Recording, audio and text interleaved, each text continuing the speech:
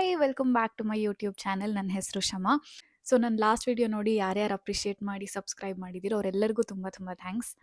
ಹೀಗೆ ಸಪೋರ್ಟ್ ಮಾಡ್ತಾ ಇರಿ. ಹಾಗೆ ನೀವು ಬೇರೆ ಯಾವ ವಿಷಯದ ಮೇಲೆ ಇನ್ಫಾರ್ಮೇಷನ್ ಬೇಕಿದೆ ಅಂತ ಕಾಮೆಂಟಲ್ಲಿ ತಿಳಿಸಿ. ಸೊ ನನಗೆ ಗೊತ್ತಿರೋಷ್ಟು ಇನ್ಫಾರ್ಮೇಷನ್ನ ನಾನು ಶೇರ್ ಮಾಡೋಕ್ಕೆ ಟ್ರೈ ಮಾಡ್ತೀನಿ. ಹಾಗೆ ನಾನು ಲಾಸ್ಟ್ ವಿಡಿಯೋದಲ್ಲಿ ಹೇಳ್ತಾ ಇದ್ದೆ ಹೇಗೆ ನನ್ನ ಅಕಾಮಿಡೇಷನ್ ಮಿಸ್ ಆಯಿತು ಅಂತ ನೆಕ್ಸ್ಟ್ ವಿಡಿಯೋದಲ್ಲಿ ಹೇಳ್ತೀನಿ ಅಂತ. ಸೊ ನಾನು ಎಲ್ಲ ಲಾಸ್ಟ್ ಮಿನಿಟ್ ಮಾಡಿದ್ರಿಂದ ಅಕಾಮಿಡೇಷನ್ ಕೂಡ ಲಾಸ್ಟ್ ಮಿನಿಟೇ ಬುಕ್ ಮಾಡಿಕೊಂಡೆ. ಇಂಡಿಯಾಯಿಂದನೇ ಡೆಪಾಸಿಟ್ ಕೂಡ ಪೇ ಮಾಡಿ ನಾನು ಅಕಾಮಿಡೇಷನ್ನ ಬುಕ್ ಮಾಡಿ. ಸೊ ನನ್ನ ಫ್ಲೈಟ್ ಇದ್ದಿದ್ದು Bangalore to London, London to Manchester. ಲಂಡನಲ್ಲಿ ಒಂದು 3-4 ಅವರ್ಸ್ ಲೇಓವರ್ ಇತ್ತು. ಸರಿ ಆಯಿತು, ಎಲ್ಲ ಆರಾಮಾಗಾಯಿತು. ಲಂಡನ್ ಬಂದು ರೀಚ್ ಆದೆ. ಐ ಥಿಂಕ್ ಅರೌಂಡ್ 6 ಆಗಿತ್ತು ಅನ್ಸುತ್ತೆ ನಾನು ಲಂಡನ್ ರೀಚ್ ಆದಾಗ. ಸೊ ನಾನೇನು ಮಾಡಿದೆ, ಓಕೆ ಮನೆಯವರಿಗೆ ಕಾಲ್ ಮಾಡಿ ಹೇಳೋಣ ಈ ಥರ ಲಂಡನ್ ರೀಚ್ ಆಗಿದ್ದೀನಿ ಅಂತ ವೈಫೈ ಆನ್ ಮಾಡಿಕೊಂಡೆ.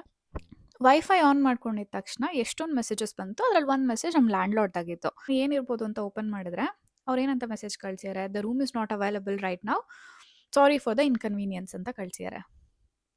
UK ಬಂದಾಗ ಆಗಿದ್ದು ಮೊದಲನೇ ಶಾಕ್ ಇದು. ನೆಕ್ಸ್ಟ್ ನನಗೆ ಏನು ಮಾಡ್ಬೇಕಂತ ಗೊತ್ತಿಲ್ಲ. ಈ ಕಂಟ್ರಿಯಲ್ಲಿ ಬೇರೆ ನನಗೆ ಯಾರೂ ಗೊತ್ತಿರಲಿಲ್ಲ.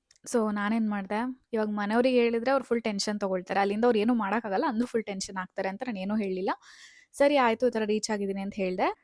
ಒಂದು 3-4 ಅವರ್ಸ್ ಟೈಮ್ ಇತ್ತಲ್ಲ, ಲೇಓವರ್ ಇತ್ತಲ್ಲ. ಸೊ ನಾನು ಹೋಗಿ ಲಾಬಿಯಲ್ಲಿ ಕುತ್ಕೊಂಡೆ.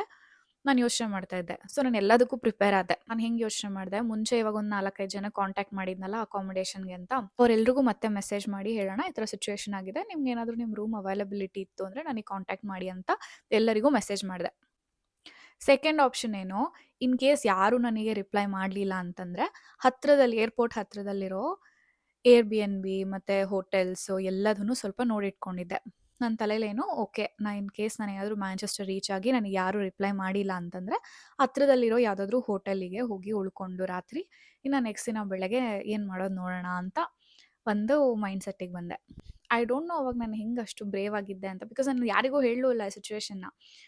ಬಿಕಾಸ್ ಯಾರು ಏನೂ ಮಾಡುವಂಥ ಪರಿಸ್ಥಿತಿಲೂ ಇರಲಿಲ್ಲ. ಇಂಡಿಯಾಯಿಂದ ಇಲ್ಲಿ ಏನು ಮಾಡೋಕ್ಕೆ ಸಾಧ್ಯ ಅವರು. ನಾನೇ ಸಾರ್ಟ್ ಮಾಡ್ಕೊಳ್ಬೇಕು ಅಂತ ಅವರೆಲ್ರಿಗೂ ಮೆಸೇಜ್ ಮಾಡಿದೆ. ಇನ್ನು ಹೋಟೆಲ್ಸ್ ಎಲ್ಲ ನೋಡಿಟ್ಕೊಂಡೆ. Airbnbಯಲ್ಲೂ ಕೆಲವ್ರಿಗೆ ಮೆಸೇಜ್ ಮಾಡಿದೆ, ಈ ಥರ ಐ ನೀಡ್ ಅಕಾಮಿಡೇಷನ್, ನಾನು ಇಷ್ಟರೊಳಗೆ ಒಂದು 11-12 ಹಂಗೆ ಬರ್ತೀನಿ ಅಂತ. ಬಿಕಾಸ್ ನೈಟ್ ಬೇರೆ ಆಗಿರುತ್ತೆ ರೀಚ್ ಆಗೋದು, ಅದೊಂದು ಟೆನ್ಷನ್ ಬೇರೆ ನನಗೆ. ಮಾರ್ನಿಂಗ್ ಟೈಮ್ ಆಗಿದ್ರೆ ಯಾವುದೋ ಒಂದು ಹೋಟೆಲ್ ಹತ್ತಿರ ಇರುತ್ತೆ, ಅದಕ್ಕೆ ಹೋಗಿ ಚೆಕ್ ಇನ್ ಮಾಡ್ಕೊಳ್ಳೋಣ ಅಂದ್ಕೊಳ್ಬೋದಿತ್ತು. ಬಟ್ ನಾನು ಹೋಗ್ತಾ ಇದ್ದಿದ್ದು ನೈಟ್ ಬೇರೆ ಆಗಿತ್ತು. ಥರ್ಡ್ ಆಪ್ಷನ್ ಏನು, ಇನ್ ಕೇಸ್ ಯಾವುದೂ ವರ್ಕೌಟ್ ಆಗಿಲ್ಲ, ಇವಾಗ ಅವ್ರು ಯಾರೂ ರಿಪ್ಲೈಯೂ ಮಾಡಿಲ್ಲ ಅಥವಾ ಯಾವುದೂ ನನಗೆ ಹೋಟೆಲ್ಸ್ ಮತ್ತು Airbnb ಯಾವುದೂ ಸಿಕ್ಕಿಲ್ಲ ಅಂತಂದರೆ ಬೆಳಗ್ಗೆ ತನಕ ಏರ್ಪೋರ್ಟಲ್ಲೇ ಕುತ್ಕೊಳ್ಳೋಣ ಅಂತಲೂ ಫಿಕ್ಸ್ ಆಗಿದೆ ನನ್ನ ತಲೆಯಲ್ಲಿ. ಸರಿ ಮ್ಯಾಂಚೆಸ್ಟರ್ ಫ್ಲೈಟ್ ತೊಗೊಂಡೆ. ಫ್ಲೈಟಲ್ಲಿ ಹೆಂಗಿರೋ ನೆಟ್ವರ್ಕ್ ಬೇರೆ ಸಿಗಲ್ವಲ್ಲ, ಫುಲ್ ಟೆನ್ಷನ್ ನನಗೆ, ಏನಾಗುತ್ತೆ ಇವಾಗ ಹೋಗಿ ಏನು ಮಾಡೋದು ಅಂತ. ಮ್ಯಾಂಚೆಸ್ಟರ್ ರೀಚ್ ಆದೆ. ಬ್ಯಾಗ್ಸ್ ಎಲ್ಲ ಕಲೆಕ್ಟ್ ಮಾಡಿಕೊಂಡು ಆಚೆ ಬಂದು ಕುತ್ಕೊಂಡು ವೈಫೈ ಆನ್ ಮಾಡಿದೆ. ಇವಾಗ ಇಂಡಿಯಾದಲ್ಲಿ ಬೇರೆ ಲೇಟ್ ಆಗಿರ್ತಾ ಇತ್ತು. ಸೊ ನಾನು ಇಂಡಿಯಾದಲ್ಲಿ ಜಸ್ಟ್ ಅಮ್ಮಂಗೆ ಮೆಸೇಜ್ ಹಾಕಿದೆ, ಈ ಥರ ಐ ಹ್ಯಾವ್ ರೀಚ್ಡ್ ಅಂತ. ಕಾಲ್ ಏನು ಮಾಡೋಕ್ಕೆ ಹೋಗಲಿಲ್ಲ. ಇನ್ನೊಂದು ಮನೆಯದು ಲ್ಯಾಂಡ್ಲಾರ್ಡು ಮೆಸೇಜ್ ಮಾಡಿದರು. ಅವರು ಕೂಡ ಇಂಡಿಯನ್ನೇ, ಆದರೆ ತೆಲುಗು ಅವರು. ಸೊ ಅವ್ರು ಏನಂತ ಮೆಸೇಜ್ ಹಾಕಿದ್ರು, that's fine, don't worry, give me a call when you reach Manchester ಅಂತ ಹಾಕಿದರು. I was so relieved. ನಾನು ಆ ಅಕಾಮಿಡೇಷನ್ನ ಮುಂಚೆ ಯಾಕೆ ಸೆಲೆಕ್ಟ್ ಮಾಡಿರಲಿಲ್ಲ ಅಂದರೆ ಯೂನಿವರ್ಸಿಟಿಯಿಂದ ಒಂದು 45-50 ಮಿನಿಟ್ಸ್ ದೂರದಲ್ಲಿತ್ತು ಅಕಾಮಿಡೇಷನ್ನು. ಸೊ ನನಗೇನೋ ಸ್ವಲ್ಪ ಯೂನಿವರ್ಸಿಟಿಗೆ ಹತ್ತಿರ ಇದ್ದರೆ ಕಾಲೇಜಿಗೆ ಹೋಗೋಕೆ ಈಸಿ ಆಗುತ್ತೆ ಅಂತ ನನ್ನ ತಲೆಯಲ್ಲಿತ್ತು. ಸರಿ ಅದೆಲ್ಲ ಬಿಟ್ಬಿಟ್ಟೆ. ಓಕೆ 40 ಮಿನಿಟ್ಸೋ 50 ಮಿನಿಟ್ಸೋ ಈಗ ಒಂದು ಅಕಾಮಿಡೇಷನ್ ಇದೆಯಾ, ಹೋಗಿ ಫಸ್ಟ್ ಸೆಟಲ್ ಆಗೋಣ, ಆಮೇಲೆ ನೋಡ್ಕೊಳ್ಳೋಣ ಅಂತ ನನ್ನ ತಲೆಯಲ್ಲಿ. ಆಮೇಲೆ ನಾನು ಅವ್ರಿಗೆ ಕಾಲ್ ಮಾಡಿದೆ, ಈ ಥರ I have reached, can you please send me your address, I will take cab ಅಂತ ಹೇಳಿದೆ. ಅವ್ರು ಹೇಳಿದ್ರು, no I will come pick you up, stay there ಅಂತ ಹೇಳಿದ್ರು. ನನಗೆ ಪಾ ದೇವ್ರೆ, ಇದು ಯಾವುದೋ ದೇಶದಲ್ಲಿ ದೇವ್ರ ಥರ ಬಂದರು ಇವರು ಅಂದ್ಕೊಂಡೆ. ಒಂದು 40-45 ಮಿನಿಟ್ಸ್ ಆದಮೇಲೆ ಅವ್ರು ಬಂದು ನನ್ನ ಪಿಕ್ ಮಾಡಿಕೊಂಡ್ರು. ಇವಾಗ ನಾನು ಮನೇಲಿ ಹೇಳಿರೋ ಅಡ್ರೆಸ್ಸೇ ಬೇರೆ, ನಾನು ಎಲ್ಲಿಗೋ ಹೋಗ್ತೀನಿ ಅಂತ ಹೇಳಿದ್ದೀನಿ. ಆ್ಯಂಡ್ ಇಲ್ಲಿ ನೋಡಿದ್ರೆ ಯಾರೋ ಗೊತ್ತಿಲ್ಲದಿರೋ ಲ್ಯಾಂಡ್ಲಾರ್ಡ್ ಅವ್ರ ಜೊತೆ ಕಾರಲ್ಲಿ ಕುತ್ಕೊಂಡು ಹೋಗ್ತಾ ಇದ್ದೀನಿ ಯಾವುದೋ ಕಂಟ್ರಿಯಲ್ಲಿ. ನಂಗೆ ಬೇರೆ ಆಪ್ಷನ್ ಇಲ್ಲ. ಈ ದೇಶದಲ್ಲಿ ಯಾರೋ ಒಬ್ಬರು ಇಂಡಿಯನ್ ಸಿಕ್ಕಿದ್ರಲ್ಲ, ಓಕೆ ಬಿಡು, ಇಂಡಿಯನ್ಸ್ ಎಲ್ಲ ಒಳ್ಳೆಯವರೇ, ಅವರೆಲ್ಲ ಆರಾಮಾಗೆ ನೋಡ್ಕೊಳ್ತಾರೆ ಅಂತ ಒಂದು ನಂಬಿಕೆ ಮೇಲೆ ಅವ್ರ ಕಾರಲ್ಲಿ ಕುತ್ಕೊಂಡೆ. ಅವ್ರ ಪಾಪ ಅವ್ರ ಮನೆಗೆ ಕರ್ಕೊಂಡೋಗಿ ಡಿನ್ನರ್ ಮಾಡಿಸಿ ನನಗೆ ಮತ್ತು ನನ್ನ ಅಕಾಮಿಡೇಷನಿಗೆ ಕರ್ಕೊಂಡು ಬಂದುಬಿಟ್ರು. ನಾನು ಈ ಸಿಚುವೇಶನ್ನ ಮಾತ್ರ ಲೈಫಲ್ಲೂ ಮರೆಯೋದಿಲ್ಲ. ಬಿಕಾಸ್ ಸೋ ಹೆಕ್ಟಿಕ್ ಇದು. ನಾನು ಎಕ್ಸ್ಪೆಕ್ಟು ಮಾಡಿರಲಿಲ್ಲ ಈ ಥರ ನಂದು ಫಸ್ಟ್ ಡೇನೇ ಇಷ್ಟೊಂದು ದೊಡ್ಡ ಬ್ಲಂಡರ್ ಆಗುತ್ತೆ ಅಂತ. ಇದು ನನ್ನ ಅಕಾಮಿಡೇಷನ್ ಕತೆ. ಇವಾಗ ನಾನು ಬ್ಯಾಕ್ ಟು ನಾನು 2 ಮಂತ್ಸ್ ಆದಮೇಲೆ ನಾನು ನೆಕ್ಸ್ಟ್ ಏನಾಯಿತು ಅಂತ ಸ್ಟೋರಿಗೆ ಬರ್ತೀನಿ. ರೈಟ್ ಆಫ್ಟರ್ ಕೋವಿಡ್ ಅಲ್ಲ, ಸೊ ಎಲ್ಲ ಕ್ಲಾಸಸ್ಸು ಆಫ್ಲೈನ್ ಏನು ಇರ್ತಾ ಇರಲಿಲ್ಲ, ಸ್ವಲ್ಪ ಆನ್ಲೈನ್ ಕ್ಲಾಸಸ್ ಕೂಡ ಇರ್ತಾ ಇತ್ತು. ಹಾಗಾಗಿ ನನಗೆ ಸ್ವಲ್ಪ ಅಷ್ಟು ದೂರದಿಂದ ಓಡಾಡೋದು ಅಷ್ಟೊಂದೇನು ಹೆಕ್ಟಿಕ್ ಅನಿಸ್ಲಿಲ್ಲ. ಇನ್ನು ಪಾರ್ಟ್ ಟೈಮ್ ಅಲ್ಲಿ ಇಲ್ಲಿ ಹುಡುಕಿ ಯಾವುದೋ ಒಂದು ಹತ್ತಿರದಲ್ಲಿ ವೇರ್ ಹೌಸ್ ಇತ್ತು. ಅದು MNS ವೇರ್ ಹೌಸ್, ಅಂದರೆ MNS ಕ್ಲೋತಿಂಗ್ ಬ್ರ್ಯಾಂಡ್ ಇದೆಯಲ್ಲ, ಅದರದ್ದು ವೇರ್ ಹೌಸ್. ನನಗೆ ಇನ್ನೊಬ್ರು ಹೌಸ್‌ಮೇಟ್ ಕೂಡ ಬಂದಿದ್ರು. ಅವ್ರು ಕೂಡ ಇಂಡಿಯಾದಿಂದ ಬಂದಿದ್ರು. ನಾನು ಬಂದಿದ್ದು ನೆಕ್ಸ್ಟ್ ಡೇ ಅವ್ರು ಬಂದ್ರು. ಪಾಪ ಅವರಿಗೂ ಕುಕಿಂಗ್ ಏನೂ ಬರ್ತಾ ಇರ್ಲಿಲ್ಲ. ಸೊ ನಾವಿಬ್ರು ಸೇರ್ಕೊಂಡೇ ಕುಕಿಂಗ್ ಮಾಡ್ಕೊಳ್ತಾ ಇದ್ವಿ. ಅವ್ರು ನನಗೆಲ್ಲ ಹೆಲ್ಪ್ ಮಾಡ್ಕೊಡ್ತಾ ಇದ್ರು. ನಂಗೂ ಫಸ್ಟ್ ಆಫ್ ಆಲ್ ಕುಕಿಂಗ್ ಬರ್ತಾ ಇರ್ಲಿಲ್ಲ. ಬಟ್ ನಂಗೇನೋ ಹೆಡ್ ಶೆಫ್ ಫೀಲ್ಸ್ ಓಕೆ. ಅವ್ರಿಗಿಂತ ಸ್ವಲ್ಪ ಬೆಟರ್ ಆಗಿ ಬರ್ತಾ ಇತ್ತು ನನಗೆ. ಸೊ ಕುಕಿಂಗ್ ಎಲ್ಲ ನಾನೇ ಮಾಡ್ತಾ ಇದ್ದೆ. ಒಂದು 2 ಮಂತ್ಸ್ ಮಾಡ್ತಾ ಇದ್ನಲ್ಲ. ಸೊ ನನಗೆ ನಾನು ಸೂಪರಾಗಿ ಕುಕ್ ಮಾಡ್ತೀನಿ ಅಂತ ಅನ್ಕೊಂಡಿದ್ದೆ. ಮೊದಲನೇ ದಿನ part time. So first 3 days induction ಇರುತ್ತಲ್ಲ, ಓಕೆ ಅಂತ ಇಂಡಕ್ಷನ್ನಿಗೆ ಅಂತ ನಾನು ಅವರು ಇಬ್ರು ಹೋದ್ವಿ. ಫಸ್ಟ್ 3 ಡೇಸ್ ಏನೂ ಇರಲಿಲ್ಲ. ಜಸ್ಟ್ ಎಕ್ಸಾಮ್ಸ್ ಏನೇನೋ ಇತ್ತು. Health and safety, risk assessments ಹೀಗೇನೇನೋ ಇತ್ತು. ಓಕೆ, ಚೆನ್ನಾಗಿತ್ತು ಫಸ್ಟ್ 3 ಡೇಸ್. ಬಿಕಾಸ್ ಏನು ಫಿಸಿಕಲ್ ವರ್ಕ್ ಏನೂ ಮಾಡಿಸ್ಲಿಲ್ವಲ್ಲ. ಸೊ ನನಗೂ ಫುಲ್ ಹ್ಯಾಪಿ ಆಯಿತು. ಆ್ಯಂಡ್ ಅದೆಲ್ಲದಕ್ಕೂ ಪೇ ಬೇರೆ ಮಾಡ್ತಾ ಇದ್ರು. I was very happy. ಅದು ಬೇರೆ ಒಂದಿನಕ್ಕೆ ಅರೌಂಡ್ 8,000 9,000 ರೂಪೀಸ್ ಪೇ ಇದ್ದಿದ್ದು. ಬಟ್ ಸ್ಟೂಡೆಂಟ್ಸಿಗೆ ಯುಕೆಲಿ ಜಸ್ಟ್ 20 ಅವರ್ಸ್ ವರ್ಕ್ ಮಾಡ್ಬೋದು. ಸೊ ಹಾಗಾಗಿ ನಾನು 20 ಅವರ್ಸ್ ವರ್ಕ್ ಮಾಡಿದೆ. ಆ್ಯಂಡ್ ಆ ಮಂತ್‌ದು ರೆಂಟು 2 ದಿನದಲ್ಲಿ ಕವರ್ ಆಗೋಯ್ತು. I was so happy. Okay, ಹಿಂಗೆ ಮಾಡ್ಕೊಂಡಿದ್ರೆ ನಾನು ಇದರಲ್ಲೇ ಫುಲ್ ರಿಚ್ ಆಗಿಬಿಡ್ಬೋದು, ಅದು ಇದು ಎಲ್ಲ ಯೋಚನೆ ಮಾಡ್ತಾ ಇದ್ದೆ. ಅದಾದ್ಮೇಲೆ ನೆಕ್ಸ್ಟ್ ವೀಕ್ ಹೋದ್ವಿ. ನೆಕ್ಸ್ಟ್ ವೀಕಿಂದ ಆ್ಯಕ್ಚುಯಲ್ ಜಾಬ್ ಸ್ಟಾರ್ಟು.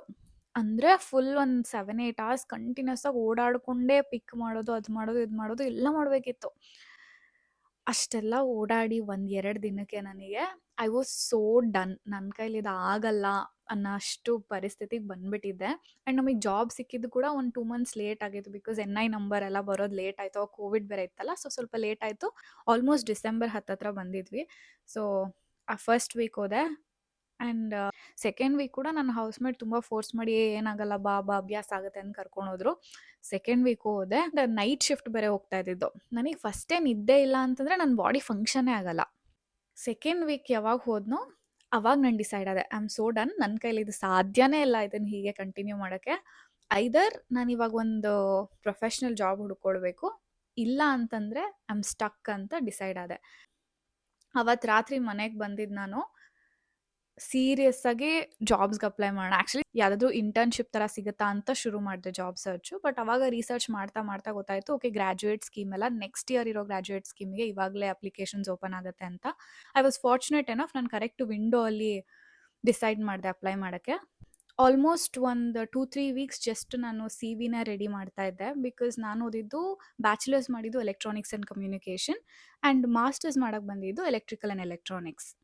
ಆ್ಯಂಡ್ ನಂದು ಮೇಜರ್ ಫೋಕಸ್ ಇದ್ದಿದ್ದು ರೋಬೋಟಿಕ್ಸ್. ಸೊ ಯಾವುದಾದ್ರೂ ಎಂಬೆಡೆಡ್ ಸಿಸ್ಟಮ್ ಈ ಥರ ರೋಬೋಟಿಕ್ಸ್ ಸೈಡ್ ಹೋಗ್ಬೇಕಂತಲೇ ನನಗೆ ಯೋಚನೆ ಇದ್ದಿದ್ದು.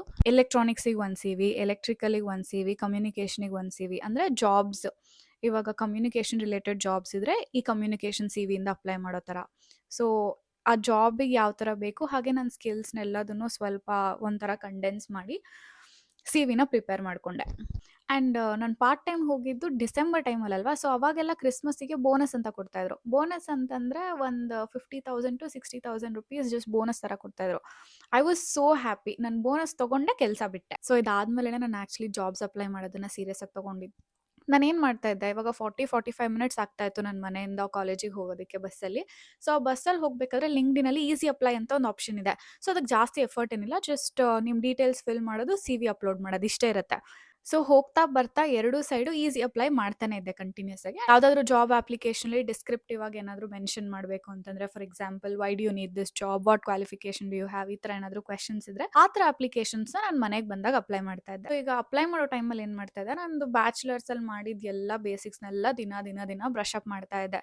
ಫಸ್ಟ್ ಸೆಮ್ಮಿಂದ 8th ಸೆಮ್ವರೆಗೂ ಏನೇನೆಲ್ಲ ಪೋರ್ಷನ್ಸ್ ಇತ್ತು ಡೀಟೇಲ್ ಆಗಲ್ಲ, in general. So basic questions, ಇಂಟರ್ವ್ಯೂಲ್ಲಿ ಯಾವ ಥರ ಕ್ವೆಶನ್ಸ್ ಕೇಳ್ಬೋದು ಅದನ್ನೆಲ್ಲ ಬ್ರಷ್ ಅಪ್ ಮಾಡ್ತಾ ಬರ್ತೀನಿ. ಇನ್ನು ಕಾಂಪಿಟೆನ್ಸಿ ಬೇಸ್ಡ್ ಕ್ವೆಶನ್ಸಿಗೆ ನಾನು ಏನು ಮಾಡ್ತಾ ಇದ್ದೆ, ಅವಾಗ ಆ್ಯಕ್ಚುಲಿ ChatGPT ಇರಲಿಲ್ಲ. ಸೊ ಗೂಗಲ್ ಮಾಡಿ ಯಾವ್ಯಾವ ಥರ ಕ್ವೆಶನ್ಸ್ ಬರುತ್ತೆ ಅಂತ ಬರ್ಕೊಂಡು ಅದಕ್ಕೆ ನನ್ನ ಆನ್ಸರ್ಸ್ ಏನಾಗಿರುತ್ತೆ ಅದನ್ನು ಬರ್ಕೊಳ್ತಾ ಇದ್ದೆ. ಸೊ ಈಗ ಸಿಮಿಲರ್ ಕ್ವೆಶನ್ಸ್ ಆ ಕಡೆ ಈ ಕಡೆ ಆದ್ರೂ ನನಗೆ ಪರ್ಫೆಕ್ಟಾಗಿ ಗೊತ್ತು ನಾನು ಏನು ಹೇಳಬೇಕು. ಸೊ ಆ ಸಿಚುವೇಶನಿಗೆ ನಾನು ಯಾವ ಥರ ಆನ್ಸರ್ ಹೇಳಬೇಕು ಅಂತ ನನಗೆ ಕ್ಲೀನಾಗಿ ಗೊತ್ತಿರ್ತಾ ಇತ್ತು. ಸೊ ನಾನು ಅದನ್ನು ನೋಟ್ ಮಾಡ್ಕೊತಾ ಇದ್ದೆ. ನಾನು ಪ್ರಿಪೇರ್ ಆಗಬೇಕಾದ್ರೆ ಸ್ಟಾರ್ ಮೆಥಡ್ ಯೂಸ್ ಮಾಡಿ ಆ ಆನ್ಸರ್ನ ಬರ್ಕೊಳ್ತಾ ಇದ್ದೆ. ಸೊ ನಾನು ಅದೇ ಥರ ಸ್ಟ್ರಕ್ಚರಲ್ಲಿ ಆನ್ಸರ್ನು ಹೇಳ್ತಾ ಇದ್ದೆ. ಸೊ ಈ ಸ್ಟೆಪ್ ಆ್ಯಕ್ಚುಲಿ ತುಂಬ ಹೆಲ್ಪ್ ಆಯಿತು ನನಗೆ. Next 2 months of my UK journey ಈ ಥರ ಇತ್ತು. ನಾನು ಎಷ್ಟು ಶೈ ಇದ್ದೆ, ಎಷ್ಟು ಇಂಟ್ರೋವರ್ಟ್ ಇದ್ದೆ ಅಂತ. ಇಂಟರ್ವ್ಯೂಗಳಲ್ಲಿ ಸಿಕ್ಕಾಪಟ್ಟೆ ನರ್ವಸ್ ಆಗ್ತಾ ಇದ್ದೆ ನಾನು. ಯಾವ ಬೇಸಿಕ್ ಕ್ವೆಶನ್ ಕೇಳಿದ್ರು ಇವಾಗ ನಾನು ಅದನ್ನು ನಾರ್ಮಲ್ ಆಗಿದ್ದಾಗ ಕೇಳಿದ್ರೆ ಪೂರ್ತಿಯಾಗಿ ಡಿಸ್ಕ್ರೈಬ್ ಮಾಡ್ತೀನಿ. ಅದೇ ಇವಾಗ ಏನಾದರೂ ಇಂಟರ್ವ್ಯೂಲ್ಲಿ ಕೂತ್ಕೊಂಡಿದ್ದಾಗ ಅದೇ ಕ್ವೆಶನ್ ಕೇಳಿದ್ರೆ ನಂಗೆ ಲಿಟ್ರಲಿ ಫುಲ್ ಬ್ಲ್ಯಾಂಕ್ ಆಗಿ ಹೋಗ್ತಾ ಇತ್ತು. ಆ್ಯಕ್ಚುಲಿ ಇದರಿಂದ ನಾನೊಂದು ಇಂಟರ್ವ್ಯೂ ಕೂಡ ಮಿಸ್ ಮಾಡಿದೆ. ಆ ಸ್ಟೋರಿ ಬಗ್ಗೆ ನಾನು ನೆಕ್ಸ್ಟ್ ವಿಡಿಯೋದಲ್ಲಿ ಎಕ್ಸ್ಪ್ಲೇನ್ ಮಾಡ್ತೀನಿ. ಸೊ ಇದಿಷ್ಟು ನನ್ನ ಸ್ಟೋರಿ. ಐ ಥಿಂಕ್ ಈ ವಿಡಿಯೋ ನಿಮ್ಮೆಲ್ಲರಿಗೂ ಇಷ್ಟ ಆಗಿದೆ ಅಂದ್ಕೊಳ್ತೀನಿ. ಮತ್ತೆ ಮುಂದಿನ ವಿಡಿಯೋಲಿ ಸಿಗೋವರೆಗೂ ಟೇಕ್ ಕೇರ್, ಬಾಯ್.